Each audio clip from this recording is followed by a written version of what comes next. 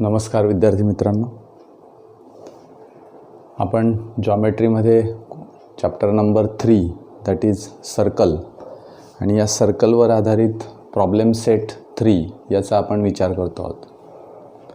आता या प्रॉब्लेम सेटमध्ये बरीचशी उदाहरणं ही फार सोपी दिलेली आहेत आणि ही उदाहरणं सोडवताना वेगवेगळ्या प्रकारचे कन्सेप्ट्स जे आपले सुरुवातीला झालेले आहेत त्या सगळ्या कन्सेप्ट्सचा उपयोग आपल्याला त्या पूर्ण प्रॉब्लेम सेटमध्ये करायचा असतो. मागच्या स्ट्रीमपर्यंत आपण क्वेश्चन नंबर 11पर्यंत आलेलो आहोत. आता आपण 11च्या पुढचे जे काही क्वेश्चन्स आहेत, the questions they are very very important असे क्वेश्चन्स आपल्याला आहेत, ते क्वेश्चन्स आपल्याला बघायचे आहेत. या क्वेश्चन्समध्ये जो काही भाग दिलेला असतो, जे काही क्वेश्चन्स दिलेले असतात, जे काही आपल्याला टू प्रूव्ह करायचं असतं, हे सगळं आपण काळजीपूर्वक बघणं फार गरजेचं आहे. आणि दुसरा महत्त्वाचा भाग की त्या क्वेश्चनशी संबंधित असलेली जी डायग्रॅम आहे त्या डायग्रॅमचं काटेकोरपणे व्यवस्थित असं निरीक्षण आपलं झालं पाहिजे. आणि निरीक्षण आपलं झालं की दिलेला भाग आणि आकृतीचं निरीक्षण या दोघांचा उपयोग करून आपल्याला दिलेल्या प्रश्नांची उत्तरं लिहिता येतात. तसाच एक सोपा क्वेश्चन आपल्याला या ठिकाणी दिलेला आहे, क्वेश्चन नंबर 13. या क्वेश्चन नंबर 13मध्ये मला काय दिलं आहे बघा. We have given here line PR touches the circle at point Q. Line PR touches the circle at point Q. Answer the following questions according to the figure.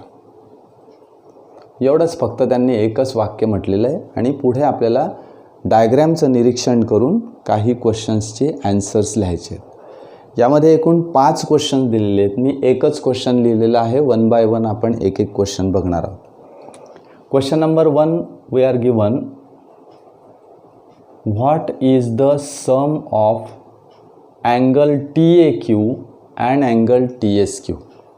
Yes, now we have given here PR is a tangent at point Q. Yes, and the another in this diagram ATSQ, this quadrilateral we seen here. हा quadrilateral जो आपण बघतो आहोत, हा quadrilateral that is the cyclic quadrilateral. हा quadrilateral cyclic quadrilateral आहे because all the vertices are lie on a circle. आपल्याला कोणत्या अँगलचं मेजर काढायचं आहे, सम काढायचं आहे, TAQ. Where is TAQ? TAQ, this angle. Yes, this is TAQ. And TSQ, TSQ. Now if you observe that this is a quadrilateral and these two are the opposite angles of the cyclic quadrilateral, and we know that property that the opposite angles of the cyclic quadrilateral are supplementary. Now from this property we can easily write this. Now write here quadrilateral ATSQ. ATSQ बघा, ATSQ is cyclic. Yes, and hence angle TAQ plus angle TSQ is equal to 180 degree. Property of cyclic quadrilateral. Cyclic क्वाड्रिलॅटरलच्या प्रॉपर्टीवरून मी सहज त्या प्रश्नाचं उत्तर लिहू शकलो. आता क्वेश्चन नंबर 2 मला दिलं आहे. Question number 2 is given find the angles which are congruent to. Find the angles which are congruent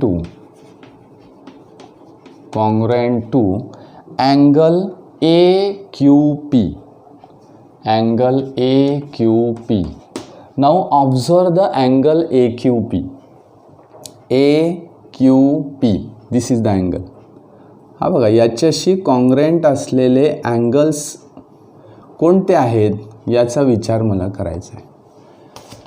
या अँगलशी congruent. Which type of angle is this, आपल्याला तो विचार करावा लागेल. This is the tangent and this is A Q और Q A is a secant and that's why this is the angle made by the tangent and secant. Yes. आता हा angle कोणाशी congruent असेल.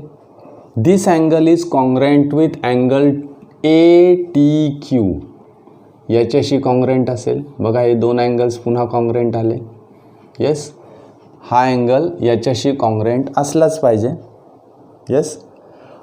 अजून कोणाशी कॉन्ग्रँट असेल तर T जसा आहे तसाच या ठिकाणी एस पॉईंट आहे बघा, A S Q. Yes. This angle हा एवढा, म्हणजे मी ज्या ठिकाणी डार्क केलेला आहे तो तेवढा अँगल याच्याशी कॉन्ग्रँट आहे बघा. ए क्यू पी या अँगलशी कॉन्ग्रँट असणारे दोन अँगल्स मला मिळाले. येस. आता हा कशा पद्धतीने आपण विचार केला ते एक थोडक्यामध्ये तुम्हाला सांगतो. The angles or measure of the angle made by the tangent and second. बघा आता या ठिकाणी मी एक टँजंट काढलेली आहे, ही एक सेकंड काढलेली आहे. येस. हा एक अँगल तयार होतो आहे टँजंट अँड सेकंड. आता थोडासा आपण विचार करा की याच्यामध्ये काय काय घडलेलं आहे. की ड्यू टू धिस सेकंड आपण या ठिकाणी नाव देऊया. आता इथे देऊया क्यू, इथे देऊया P and this point is R. हा जो पॉईंट आहे त्याला आपण ए नाव देऊया, याप्रमाणे दिलं आहे तिथेच. आणि हा एक पॉईंट टी आहे आणि हा एस पॉईंट आहे असं गृहीत धरा. काय घडतं आहे बघा, ही जी सेकंड आहे ए क्यू, या सेकंडमुळे त्या सर्कलचे दोन सेगमेंट्स तयार झालेले आहेत. A Q is a one of the segment and T S Q this is the another segment. आता सेगमेंटचा अर्थ असा आहे की segment is this word is related to the area of the circle and arc is related to the circle, arc of a circle, म्हणजे ते सर्कलशी related आहे. आणि हा सेगमेंट म्हणजे हा एरियाशी रिलेटेड आहे. म्हणजे जर तुम्ही कागदाचं एक वर्तुळ कापलेलं असलं आणि ते मधून असं कापलं ॲट द कॉर्ड, म्हणजे कॉर्डशी संबंधित जर ते वर्तुळ कापलं तर ते दोन भाग जे तयार होतात that is called as a segment. उदाहरणार्थ आपण भाकरी आहे ती मधून अशी कापतो. Yes. That is called as a two semi circles and this semi circles are nothing but the segments. ते सेगमेंट्स आहेत. म्हणजे मला सांगायचं काय आहे तर हा जो अँगल तयार झालेला आहे हा या सेगमेंटमध्ये तयार झाला आहे. ए क्यू या सेगमेंटमध्ये हा अँगल तयार झालेला आहे. तर त्याचा अपोजिट सेगमेंट कोणता आहे, ए टी क्यू किंवा ए एस क्यू, हा त्याचा अपोजिट सेगमेंट आहे. मग असा एक प्रॉपर्टी आहे की the angle made by the tangent and secant is congruent with the angle made by the chord at the alternate segment. त्या कॉर्डने अल्टरनेट सेगमेंटमध्ये तयार केलेला अँगल. म्हणजेच काय तर ए टी मी जर जोडला आणि ए क्यू जर जोडला तर या ठिकाणी हा अँगल तयार होतो बघा. This angle is congruent with this angle. Why? Because this is the inscribed angle A T Q. This angle intercepts the same arc that is A Q and this angle AQP, this is the tangent angle made by the tangent and secant. This angle also intercepts the same arc that is AQ. म्हणजे या alternate सेगमेंटमध्ये तयार झालेल्या कोणत्याही point अँगलचं major हे याच्याबरोबर असेल, म्हणजे AQP बरोबर असेल. म्हणजे तुम्ही अँगल इथेही तयार केला एसशी असा, तरी हा अँगल बघा या अँगलने हाच आर्क इंटरसेप्ट केला ए क्यू. पुन्हा इथे एक पॉईंट घेतला मी अशा पद्धतीने, तरीसुद्धा या ठिकाणी हा कॉन्ग्रँटच मिळेल. 1 2 3 4 हे सगळे कॉन्ग्रँट अँगल्स आहेत. मी अशा पद्धतीने घेतलं तरी कॉन्ग्रँटच अँगल मिळतील मला. Yes. Now these are the angles made in the alternate segment. यांना म्हणतात angles made in a alternate segment. म्हणजे टँजंट सेकंड थेरममुळे जे काही अल्टरनेट सेगमेंट्स तयार होतात, मग तुम्ही म्हणाल की सर इकडचा अँगल हा बघा, हा एवढा अँगल आहे AQR, this angle is congruent with, इकडचा अल्टरनेट सेगमेंट आहे, मी अशा पद्धतीने अँगल तयार करतो, याच्याशी तो कॉन्ग्रेंट असेल. Now this two angles are congruent, that is AQR is congruent with A. Suppose we take here B, ABQ. या पद्धतीने आपल्याला विचारात घेता येईल. अँड दॅट्स वाय याचा विचार करून मला कॉन्ग्रेंट अँगल्स सहज या ठिकाणी लिहिता येतात. Find the angles which are congruent to angle AQP and hence angle AQP congruent with angle, मला पहिला अँगल लिहितो मी ATQ, angle ATQ and angle AQP is congruent with angle ASQ.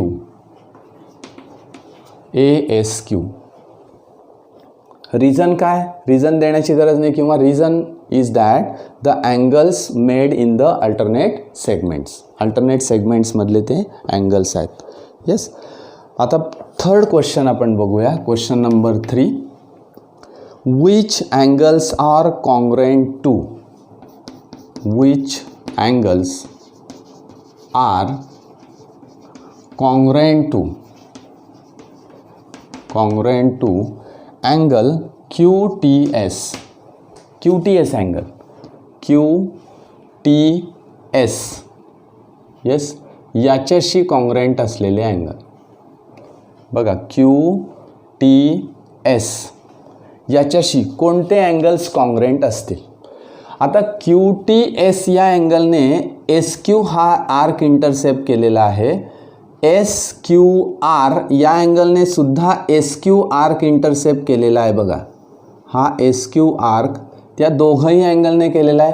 म्हणजे angle QTS is congruent with angle, कोणाशी angle congruent असेल तो angle SQR, angle SQR.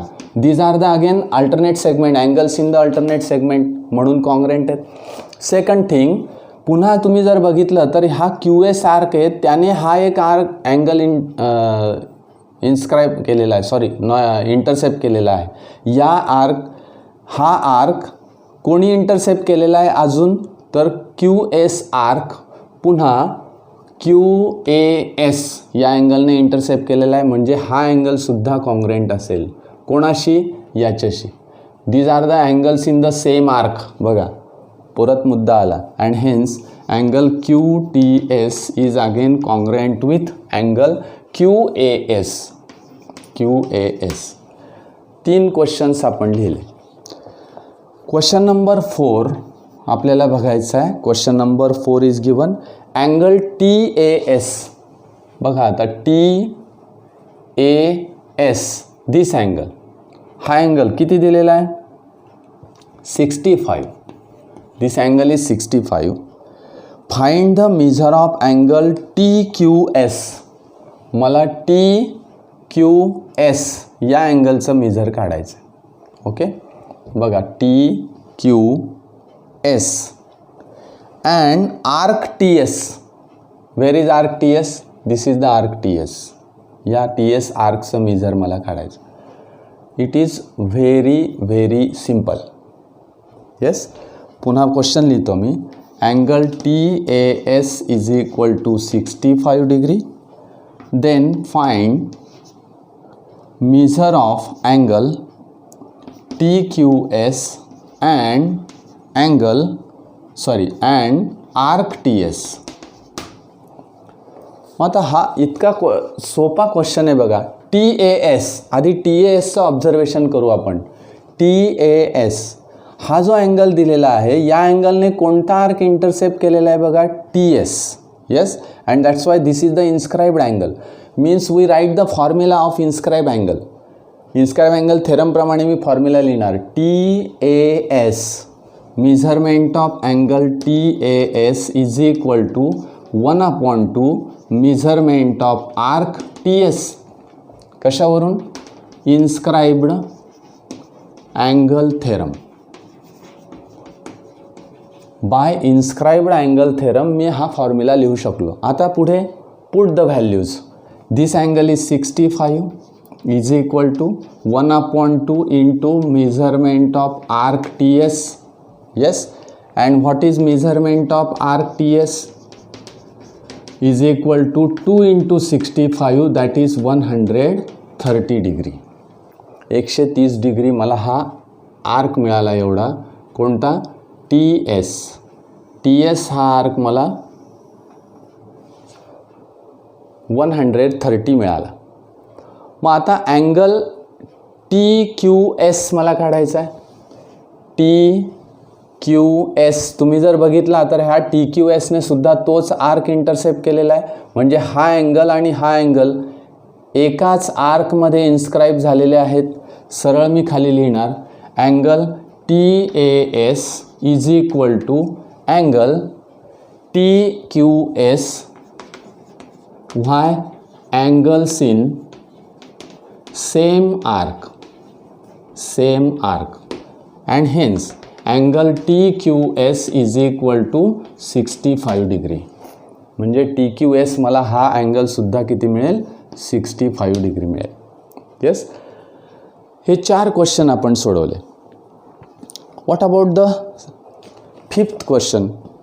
5व्या क्वेश्चनचं काय? पाचवा क्वेश्चन आपल्याला कसा दिलेला आहे बघा. 5th question is, if angle AQP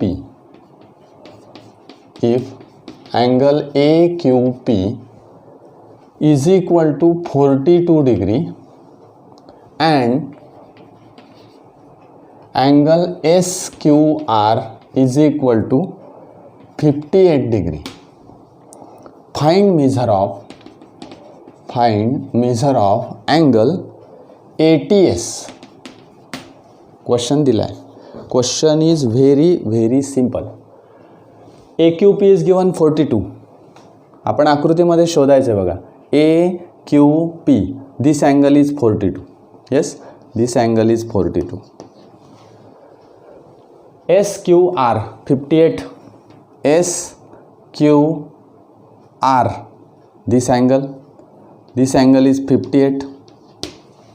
Yes, find ATS.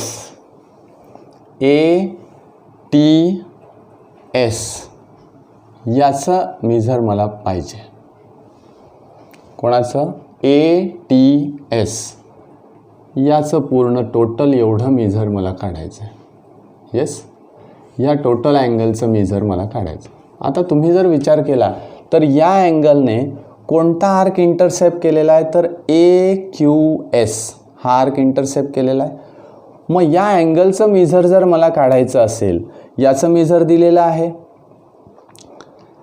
मग आता डायरेक्ट असा विचार करा की AQP, this angle is congruent with ATQ.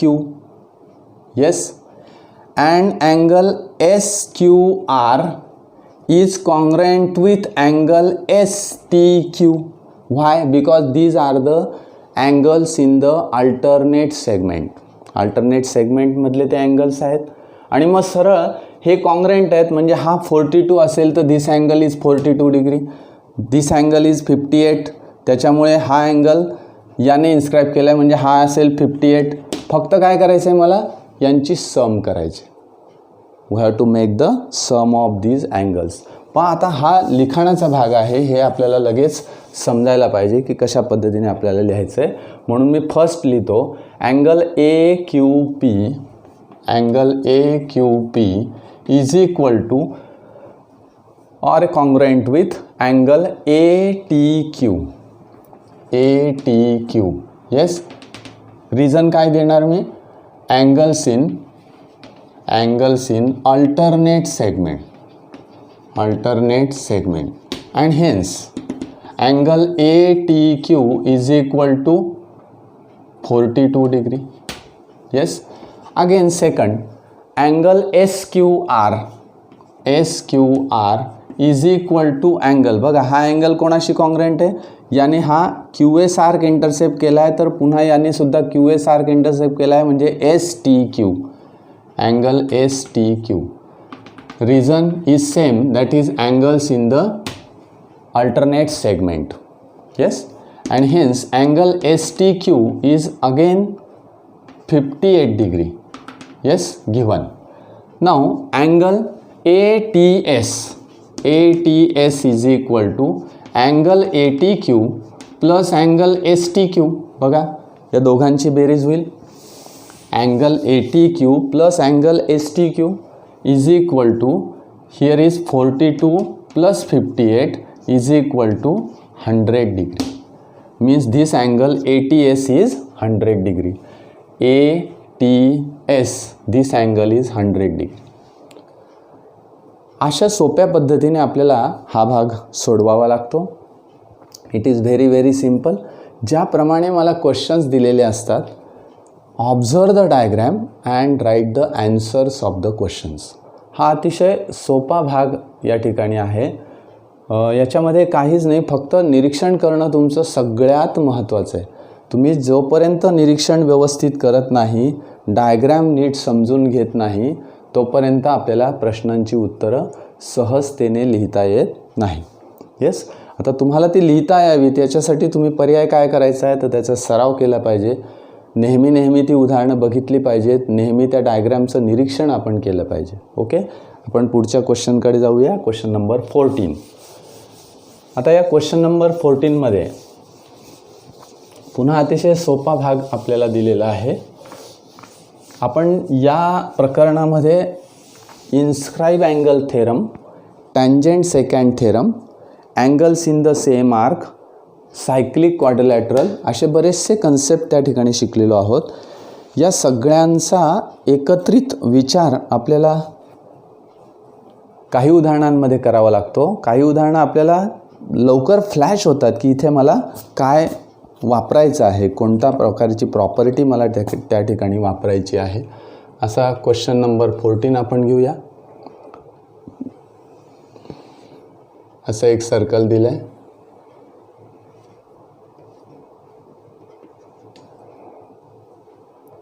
ही एक कॉर्ड दिली आहे, तशीच ही एक कॉर्ड दिली आहे.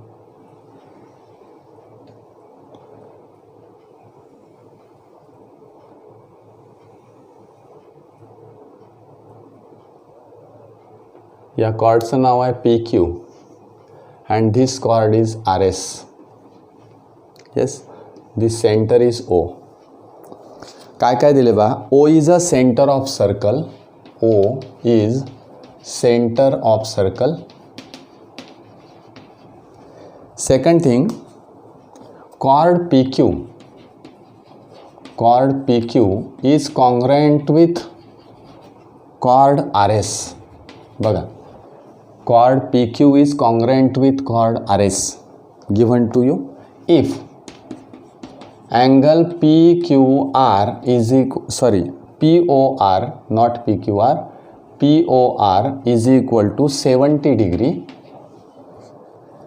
and measurement of arc RS is given 80 degree. Then find काय काय काढायचं आहे पहा. First, measurement of arc PR. Second, measurement of arc QS. Third, measurement of arc QSR. या 3 व्हॅल्यूज मला काढायच्या आहे पहा. PR arc, QS arc and QSR. हा एक आर्क आपल्याला काढायचा. येस, आता या डायग्रॅममध्ये काय काय दिलेलं आहे गिव्हन त्याचा विचार करा. O is a centre of circle. Chord PQ is RS. This PQ chord is congruent with RS दिलेला आहे. POQ angle is 70 degree. This angle is 70 degree. Which type of angle is this. म्हणजे आपल्याला हे लिहिताना लगेच flash झालं पाहिजे की this is the central angle. हा सेंट्रल अँगल आहे, लगेच मला तो फ्लॅश होतो. POR is 70 degree and measurement of arc RS is given 80. RS हा जो आर्क आहे एवढा हा 80 डिग्री दिलेला आहे. येस, RS आर्क नीट बघा. आणखी एक प्रॉपर्टी लगेच आपल्या लक्षात आली पाहिजे की R S is equal to 80 degree आहे असं दिलेलं आहे म्हटल्यानंतर R S is equal to P Q आहे आणि आपण थेरम माहिती आहे आपल्याला, ती प्रॉपर्टी माहिती आहे की congruent chords have the congruent arcs, ही एक प्रॉपर्टी माहिती आहे. कॉन्ग्रुएंट कॉर्ड्सचे आर्क्स कॉन्ग्रुएंट असतात, म्हणजे P Q is again 80 degree, हा पी क्यूसुद्धा मला 80 डिग्री मिळेल. मग आता काय विचारात घ्यायचं बघा, measurement of arc P R. What is measurement of arc P R? P R is the arc corresponding to the central angle. आणि प्रॉपर्टी माहिती आहे आपल्याला, central angle is given that is 70 degree. Means measure of the central angle is equal to measure of its corresponding minor arc. हा theorem आपल्याला माहिती आहे. त्यामुळे जेवढा सेंट्रल अँगल आहे तेवढाच हा आर्क असेल पी आर, म्हणजे हा असेल 70 डिग्री. किती सोपं आहे बा. आर्क क्यू एस मला काढायचा आहे. क्यू एस काढणं सोपं आहे. 360 minus sum of all this 3 arcs, हे मला काढावं लागेल, म्हणजे मला क्यू एस काढता येईल. Measurement of arc Q S R, Q S R काढता येईल. This is the addition of the arc. Yes, अतिशय सोपं आहे. आपण पटकन हे उदाहरण लिहूया. अतिशय सोपं उदाहरण आहे, तुम्हालाही ते सोडवता येईल. या उदाहरणामध्ये सुरुवातीला काय दिलेलं आहे तिथून मी जाणार. P O R, angle P O R is equal to 70 degree given, and hence angle POR is equal to measurement of arc PR. Yes, measurement of arc PR. Why? Central angle property. Yes, this is central angle property, and hence measurement of arc PR is equal to 70 degree. Second thing, we are given chords are congruent. PQ is congruent with RS. दिलेलं आहे मला given, and hence arcs corresponding to this congruent chords. Arc P Q is equal to arc R S. Yes, P Q आणि R S arc equal असतील, and hence measurement of arc P Q is equal to 80 degree. Measurement of arc P Q किती मिळाला? 80. R S जेवढा आहे तेवढा मला P Q मिळेल. Yes, 3 arcs मी काढले. आता मला क्यू एस काढायचा आहे. Measurement of arc Q S direct लिहिलं तरी चालतं, किंवा sum of all the arcs असं केलं तरी चालेल. आपण तसं करूया, ठीक आहे.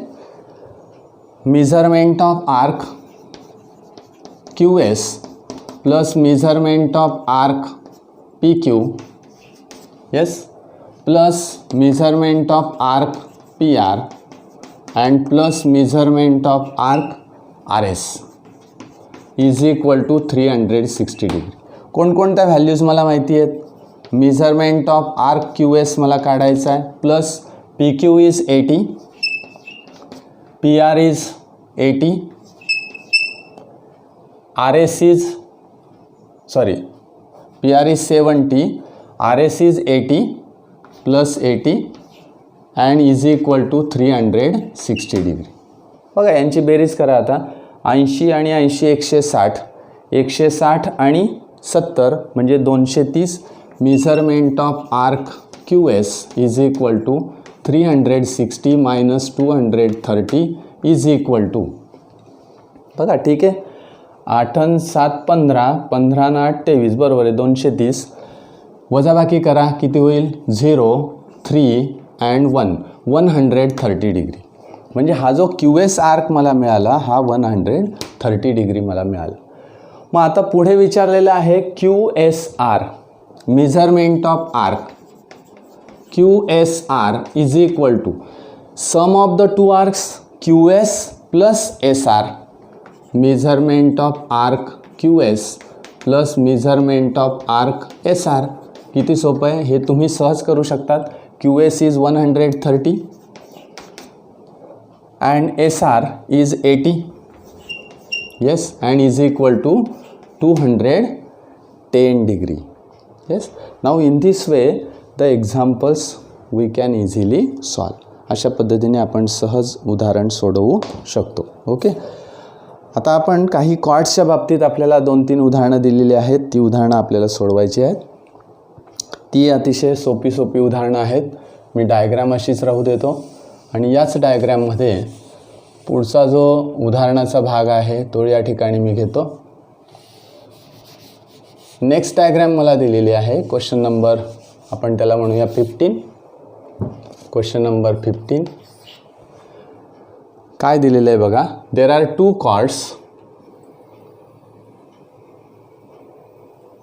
2 कॉर्ड्स मला दिलेले आहेत. कॉर्ड्स कोणते आहेत तर YZ अँड XW. बघा ही एक कॉर्ड दिलेली आहे मला. ही आहे YZ and second that is WX किंवा XW अशा पद्धतीचे कॉर्ड दिले. इथे आपण म्हणूया W and this point is X. They intersect each other in T मध्ये ते इंटरसेक्ट होतात. क्वेश्चन्स कशा पद्धतीने दिलेत पहा.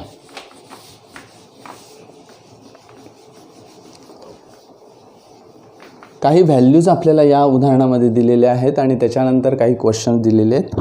Measurement of arc WY. Measurement of arc WY is given 44 degree.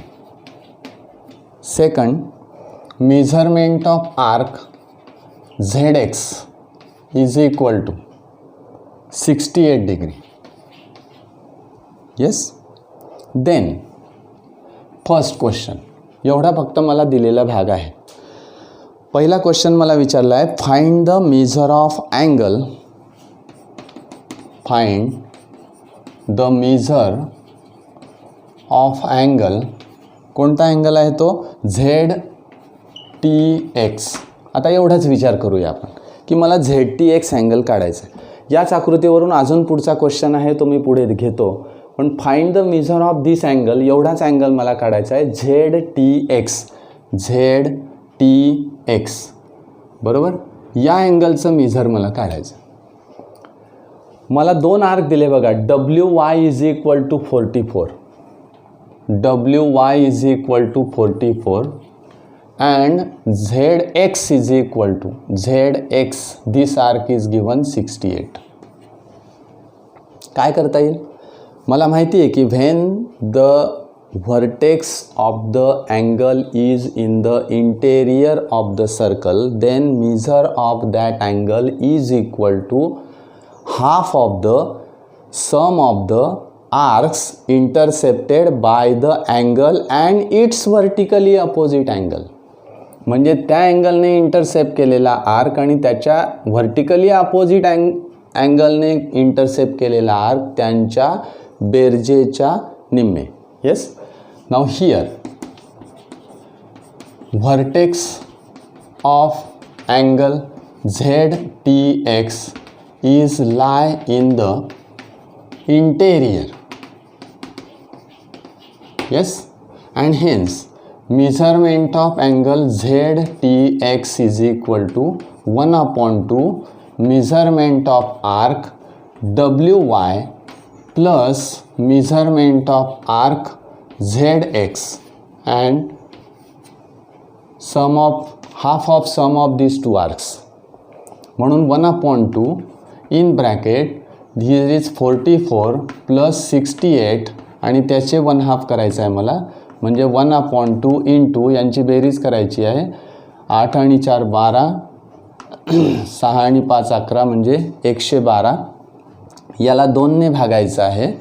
2ने भागितलं तर काय होईल. 2 पंचे 10 आणि 2 सक 12 56 डिग्री.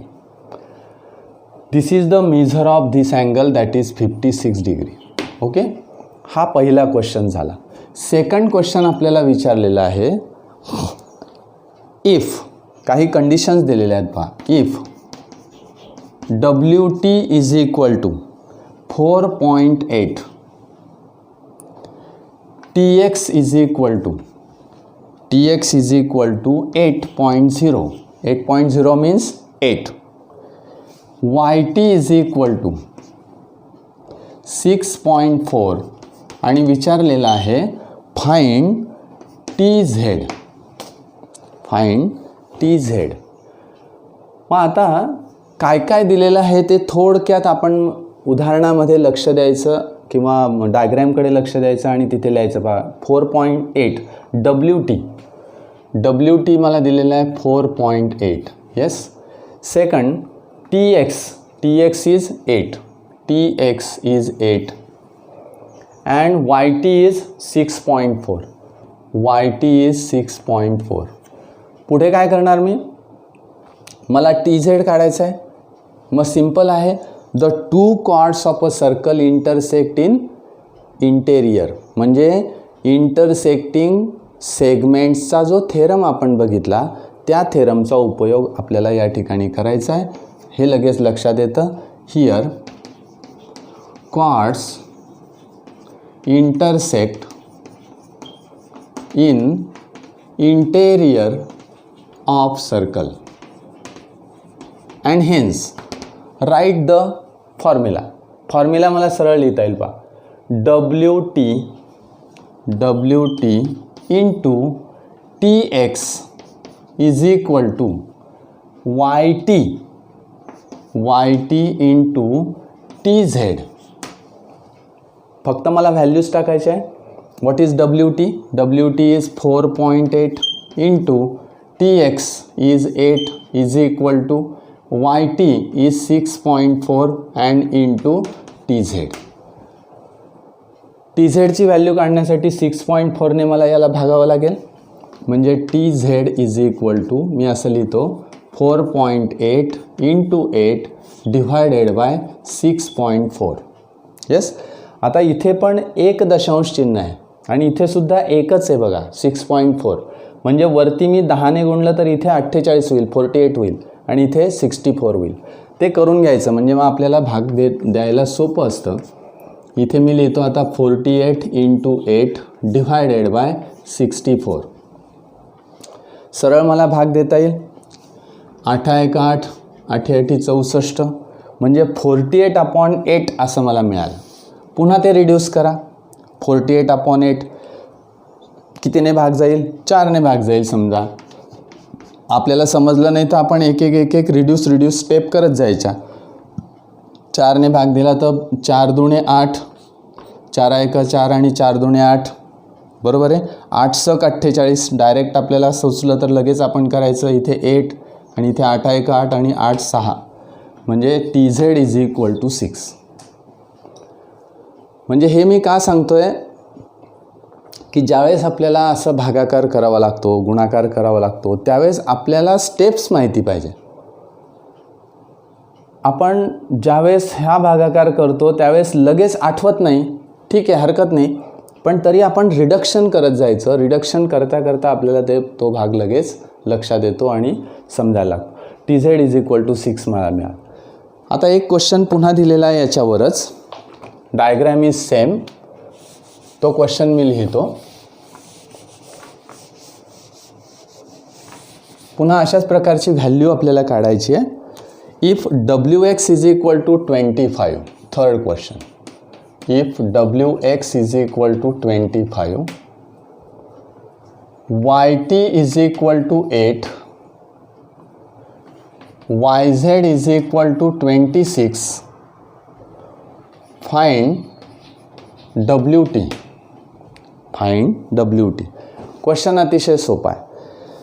या क्वेश्चनकडे बघितलं की आपल्याला थोडंसं डायग्रॅमकडे बघावं लागेल. काय काय व्हॅल्यू दिलेल्या आहेत त्या ठिकाणी मेन्शन कराव्या लागतील. त्या डायग्रॅममध्ये बघा, ज्यावेळेस तुम्ही एखाद्या व्हॅल्यूज किंवा उदाहरणात दिलेल्या व्हॅल्यूज ज्यावेळेस डायग्रॅममध्ये मेन्शन करतात, लिहितात, त्यावेळेस तुम्हाला काय करायचं आहे हे लवकर सुचतं.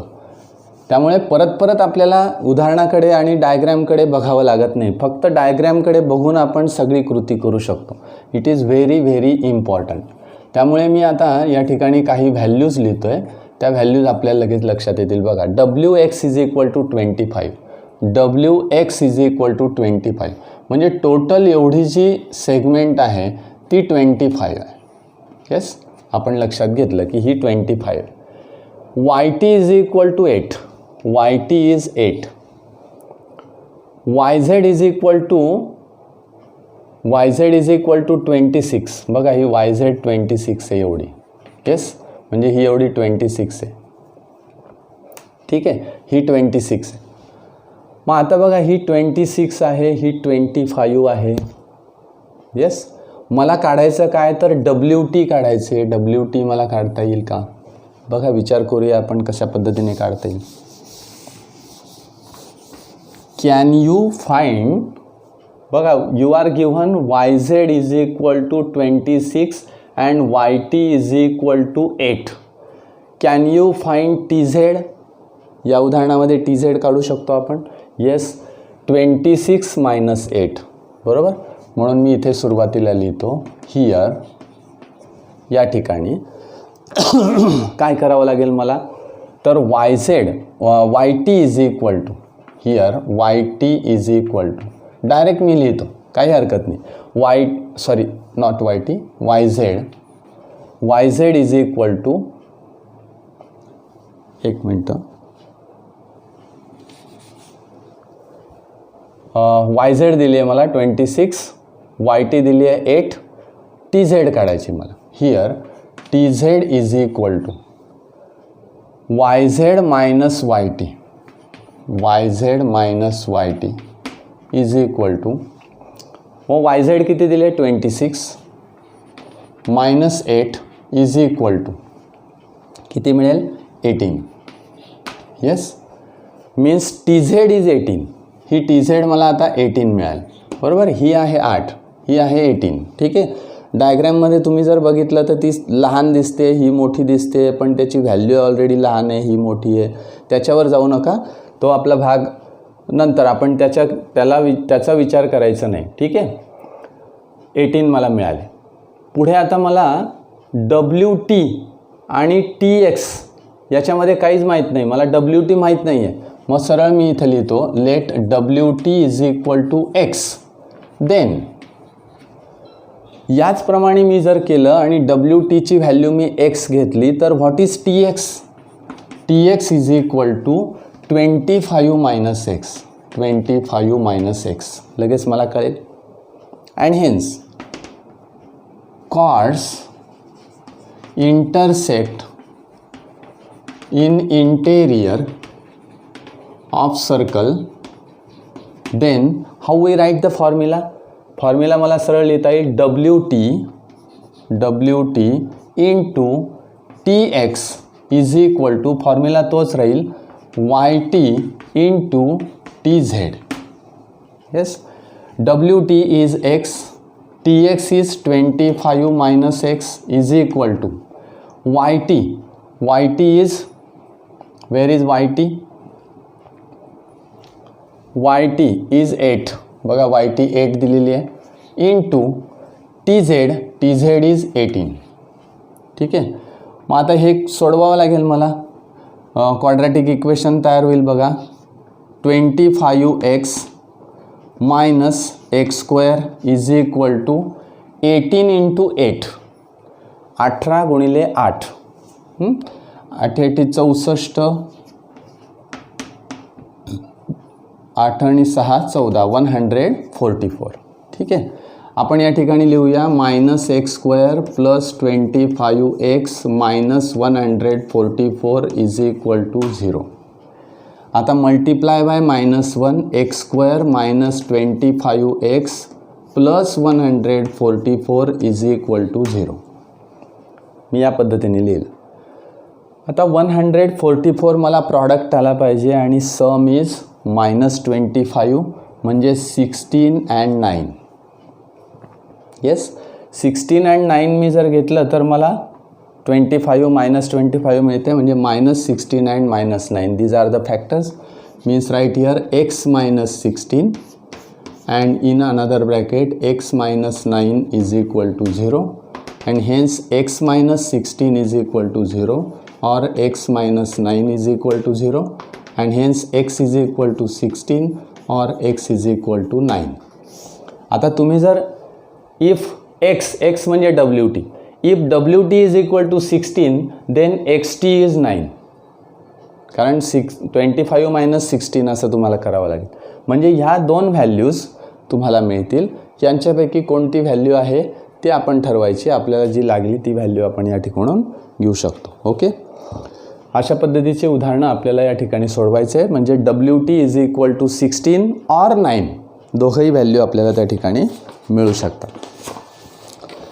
आता एक एक्झाम्पल नंबर 16 आहे, ते थोडंसं याच पद्धतीचं आहे. पण जसं की कॉर्ड आपल्याला इंटरसेक्ट केलं होतं इनसाईडला, इंटेरियर ऑफ द सर्कल, तसंच आता एक कॉर्ड्स 2 कॉर्ड्स आहेत, they are intersect in outside of a circle.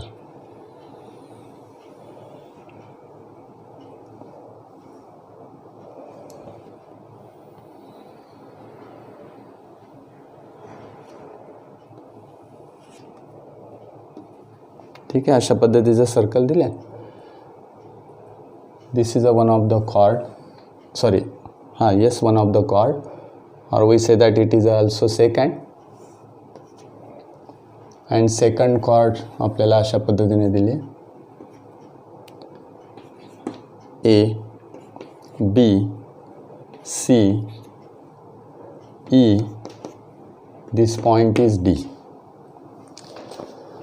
First question number 1, डायग्रॅमच महत्त्वाची आहे. Measurement of arc CE is equal to 54 degree. Measurement of arc BD is equal to 23 degree. Find measurement of angle CAE. एक एक question बघूया आपण. Question number 1 आपण घेतला आधी. हा क्वेश्चन नंबर 1 घेतल्यानंतर मला लगेच लक्षात येतं आहे, डायग्रॅममध्ये आपण थोडंसं ऑब्झर्वेशन करूया. CE is 54, this arc CE is 54, yes. BD is 23, this BD is 23, and we have to find the measure of angle CAE. Where is CAE? CAE हा अँगल, याचं मला मेजर काढायचं. नाव if you observe that the vertex of the angle is in the exterior of the circle. मग आपण 3 फॉर्म्युले लिहिलेच होते मागे.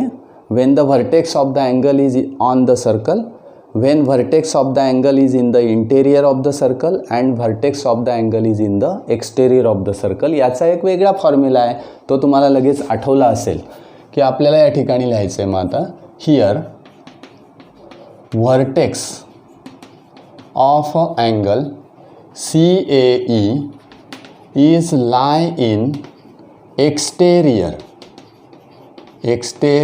of circle. सर्कलच्या एक्सटेरियरमध्ये हा त्या अँगलचा व्हर्टेक्स आहे आणि त्याचा व्हर्टेक्स एक्सटेरियरला असल्यामुळे मला कसा लिहिता येईल, measure of this angle is equal to half of the difference of the 2 arcs intercepted by the angle. Yes, हे लगेच लक्षात आलं पाहिजे. And hence measurement of angle CAE is equal to 1/2 measurement of arc CE minus measurement of arc BD. Formula लिहिणार, put the values 1/2 in bracket 54 minus 23 is equal to 1/2. आता 54मधून 23 वजा करा, 4 minus 3 1, 5 minus 2 that is 3, that is 15.5 degree. This is the measure of this angle, 15.5 degree. Second question is given. Second, AB is equal to, बघा आता question काय दिला आहे, AB is equal to 4.2, BC is equal to 5.8, AE is equal to 12.0 आणि विचारलेलं आहे find AD. काय काय दिले बघा. AB is equal to 4.2, AB is 4.2, BC is 5.8, BC is 5.8, yes. And AE is 12. AE ही टोटल ही जेवढी आहे तेवढी 12 दिली आहे. येस. मग मी लिहिताना कसं लिहिणार आहे, मला फॉर्म्युला कसा लिहायचा आहे बा, AC इंटू AB. AC मला माहिती आहे का, नाही, या दोघांची मला बेरीज करावी लागेल. हे डायग्रॅमवर तुम्ही व्हॅल्यूज लिहिल्यानंतर ताबडतोब लक्षात येतं. येस. म्हणजे या तुम्हाला या ठिकाणी सुरुवातीला काय करावं लागेल, तर AC इज इक्वल टू काढून घ्यावं लागेल BC plus AB. Yes. And is equal to BC is 5.8 plus 4.2. या दोघांची बेरीज करा, किती होते, 8 आणि 2 10, चला 1, 5 आणि 5 10, 10. बरोबर आहे. This is 10. AC तुम्हाला मिळाली. आता तुम्हाला सरळ काढता येईल. तुम्हाला काढायचं आहे AD. It is very simple. Chords intersect in exterior of circle. त्यावरून मी सहज या ठिकाणी लिहू शकतो AC into AB is equal to AE into AD. AE into AD. AC is 10, AB is 4.2 is equal to AE. What is AE? AE is 12 and what is AD? AD we have to find. Yes. Now AD is equal to 10 into 4.2 divided by 12. फक्त हा मला भागाकार या ठिकाणी करायचा. कसा भागाकार करता येईल, हाही सोपा आहे. 10 इंटू 4.2 याचा अर्थ 42. म्हणजेच AD is equal to 42 divided by 12. 42 divided by 12. आता तुम्हाला 42 डिवायडेड बाय 12 करायचं आहे. म्हणजे सरळ AD इज इक्वल टू, संक्षिप्त रूप द्या चालेल. इथे काय होईल, 2ने भाग देता येईल. 2 दुणे 4 आणि 2 एक 2 21. इथे येईल 6. 21 डिवायडेड बाय 6. येस. आता 21 डिवायडेड बाय 6 याला तुम्हाला भागाकार करायचा आहे आणि ADची व्हॅल्यू त्या ठिकाणी काढायची आहे. येस. हां, माझ्याकडून इथे 4.2 आणि 5.8 झालं आहे, लक्षात घ्या. 5.8 झालेलं आहे या ठिकाणी. 5.4 आहे. काय आहे, 5.4. पण ठीक आहे, आपण काही बदलवणार नाही या ठिकाणी. असंच्या असं उदाहरण सोडवता येईल सहज. 5.4 इथे माझं लिहिताना चुकलं, हरकत नाही. या ठिकाणी 5.4 आहे, पण 5.8 घेऊन मला ही व्हॅल्यू करेक्ट मला मिळते आहे. AD is equal to 21 divided by 6. Yes. आता हे 6ने भागितलं तर तुम्हाला व्हॅल्यू मिळेल, पण पुस्तकाच्या मागे उत्तर बघायला गेले तर चुकलेलं असेल. त्याचं कारण का चुकलेलं असेल, या ठिकाणी फक्त 8 घेतलं आहे. हरकत नाही, उदाहरण ओके आहे, काही बरोबर त्याच्यामध्ये चुकीचं काही नाही. क्वेश्चन नंबर 3 आपण बघूया याच्यातलाच. आता हा क्वेश्चन नंबर 3 मला काय दिला आहे बघा. AB is equal to 3.6. AB is equal to 3.6. AC is equal to 9.0. AD is equal to 5.4. काढायचं आहे मला find AE. Find AE. This is the example number 3. इथे तुम्ही विचार करा AB. AB इज गिव्हन नाव 3.6. बघा, आता इथे थोड्याशा व्हॅल्यूज लिहिताना माझं त्या ठिकाणी गोंधळ झाला, पण आता होणार नाही. 3.6. AC is equal to 9. AC is 9. ही AC तुम्हाला दिली 9. Yes. AD is equal to 5.4.